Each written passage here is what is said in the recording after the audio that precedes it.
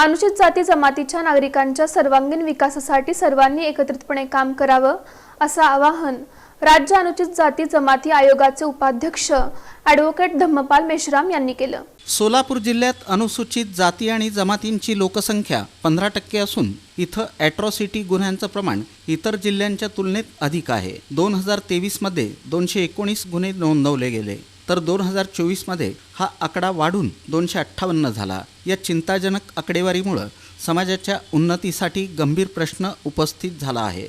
आयोगाची भूमिका ही समन्वयकाची असून शासन, प्रशासन आणि समाज यांनी एकत्रितपणे मागासवर्गीयांचा सर्वांगीण विकास घडवून आणण्याचं आवाहन राज्य अनुसूचित जाती जमाती आयोगाचे उपाध्यक्ष ॲडव्होकेट धम्मपाल मेश्राम यांनी केलं। आम्ही देखील आयोग म्हणून संविधानाच्या अमृत महोत्सवी वर्षामध्ये आमच्या स्तरावर जिथे जिथे ज्या पद्धतीने शक्य आहे तिथे ते समन्वयाच्या माध्यमातून, जिथे शक्य नाही तिथे शासन प्रशासनाच्या माध्यमातून ॲट्रॉसिटीजवर वचक निर्माण करताना ही दरी मिटावी अशाही पद्धतीचं काम आम्ही करतो। की अशा पद्धतीच्या कोणत्याही तक्रारी जर झाल्या तर लगेच प्रभावानं ॲट्रॉसिटी तर दाखल कराच, परंतु बळाचा वापर करायची गरज पडली तरी करा, पण अशा पद्धतीच्या घटना होऊ नये।